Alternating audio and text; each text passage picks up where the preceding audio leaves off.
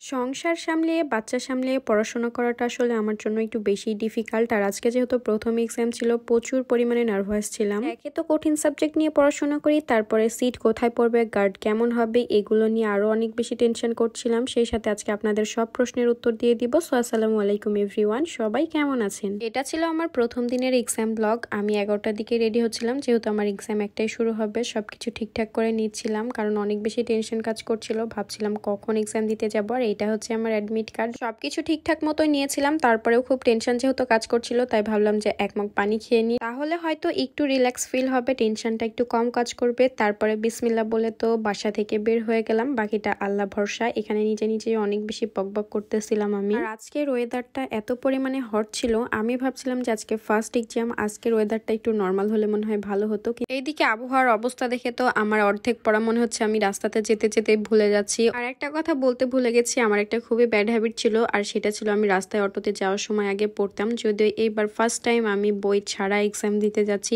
এই জন্য মনে হয় আরো বেশি টেনশন লাগছিল আমার। যাই হোক, 20-25 মিনিটের মধ্যে চলে আসলাম বাজারে, মানে 0 পয়েন্টে। এটা আমাদের রাজশাহী 0 পয়েন্টের রাস্তা আর কি। তো অটো থেকে এই রাস্তাটুকু হেঁটেই যেতে হবে, কারণ এখানে অটো যায় না। যাই হোক, এতক্ষণ তো অনেক বকবক করলাম, তবে আপনাদের কোশ্চেনের অ্যান্সার গুলাও দিয়ে দিই। অনেকেই জানতে চেয়েছিলেন যে আপু কিসের এক্সাম শুরু হয়ে গেছে, আপনি কিসে পড়াশোনা করেন। তো আমি অনার্স থার্ড ইয়ারে পড়াশোনা করছি, আর 24 তারিখ থেকে আমার ফার্স্ট এক্সাম শুরু হয়ে গেছে। আর আমি যেহেতু রাজশাহী সরকারি সিটি কলেজে অনার্স করছি, এই জন্য আমার সিট পড়েছিল রাজশাহী নিউ ডিগ্রি কলেজে, এই জন্য এখন ওখানেই যেতে হচ্ছে। আর আরেকটা কোশ্চেন সবাই অনেক বেশি করেছিলেন যে আপু কোন সাবজেক্টে পড়াশোনা করেন। আমি আসলে সায়েন্সের সাবজেক্ট নিয়ে পড়াশোনা করতেছি, আর সেটা হচ্ছে কেমিস্ট্রি, মানে খুবই কঠিন একটা সাবজেক্ট। এটা না পড়লে কিছুই লেখা যায় না, এই জন্য আসলে আমার জীবনে আরো বেশি প্যারাময় হয়ে গেছে। এবার রিক্সাতে উঠে গেছি, কারণ অটোতে যাওয়ার মতো এত ধৈর্য আমার নাই। আর যেহেতু এক্সামেরও বেশি সময় বাকি নাই, তাই ভাবলাম রিক্সা করে চলে যাই। তারপরে একেবারে চলে আসলাম নিউ ডিগ্রি কলেজের কাছে। এসে দেখি যে অনেকেই এখানে চলে এসেছে, জানি না কোথায় সিট পড়বে। তো এখানে গাড়ি ভাড়াটা দিচ্ছিলাম, ফাইলের মধ্যে থেকে টাকাই বের করতে পারছিলাম না। এক্সাম হলের যত কাছাকাছি আসছি, বুকের মধ্যে মনে হচ্ছে তত বেশি ধুকবুক ধুকবুক করতেছে, জানি না কি হবে।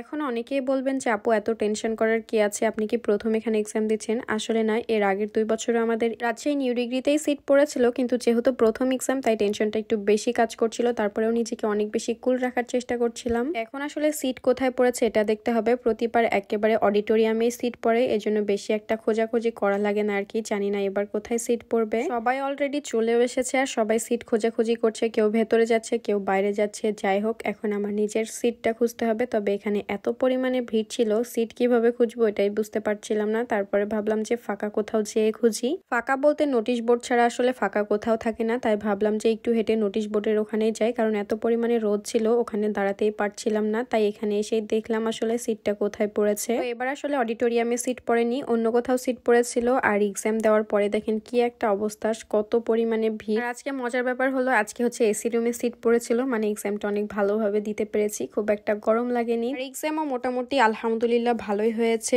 আর এখানে বাজারে এসেছিলাম আমার মেয়ের জন্য 2টা বই নিতে, কারণ ওর আগের বইটাও একেবারে ছিঁড়ে ফেলেছে। তাই ভাবলাম যে যাওয়ার পথে ওর জন্য 2টা বই নিয়েই যাই। অনেক কয়েকটা দোকান খোঁজার পরে বই খুঁজেই পাচ্ছিলাম না, মানে আমি যেটা খুঁজছিলাম তেমন বই পাচ্ছিলাম না আর কি। তাই অন্য দোকানে যাচ্ছিলাম যে অন্য কোথাও পাওয়া যায় কিনা। এভাবে অনেকগুলো দোকান খোঁজাখুঁজি করার পর একটা দোকানে অনেক ভালো বই পেলাম, মানে এটা আমার অনেক বেশি পছন্দ হয়েছে। বই কেনা হয়ে গেলে 2 বান্ধবী মিলে হাঁটতে হাঁটতে চলে যাচ্ছিলাম, কারণ এক্সাম দেওয়ার পরে অনেক বেশি ক্ষুধা লেগেছিল, কিছু একটা খাওয়া দরকার। 2জন মিলে ভাবছিলাম যে কি খাবো, তারপরে ভাবলাম যে ভাজা পোড়া একটু খেয়ে নিই। যদিও এটা খাওয়া একেবারেই ঠিক না, কিন্তু এখন অন্য কিছু খেতে মনও চাচ্ছে না, তাই এখানে সিঙ্গারা নিয়েছিলাম আর একটা ডিমের চপ নিয়েছিলাম। তো এগুলাই খাবো এখন। এই বই খোঁজাখুঁজি করতে করতে আর খাওয়া দাওয়া শেষ করতে করতে এদিকে প্রায় সন্ধ্যায় হয়ে এসেছে। এই ভাজা পোড়া খাওয়ার পরে তো পানির প্রচন্ড পরিমাণে পিপাসা লেগেছিল, কিন্তু এখানকার পানি একেবারেই খেতে মন চাচ্ছিল না। তাই ভাবলাম যে 1 গ্লাস কুশারের শরবত খেয়ে নিই, তাহলে শরীরটাও একটু ভালো লাগবে, কারণ সকালবেলা খুব একটা খেয়ে আসেনি টেনশনের কারণে। এজন্য বের হয়ে বেশি ক্ষুধা লেগে গেছে। আর যেহেতু আমার মেয়ের জন্য বই খোঁজাখুঁজি করছিলাম, অনেকটাই লেট হয়ে গেছে, এর জন্য ব্রেনটাকে একটু শান্ত রাখার দরকার।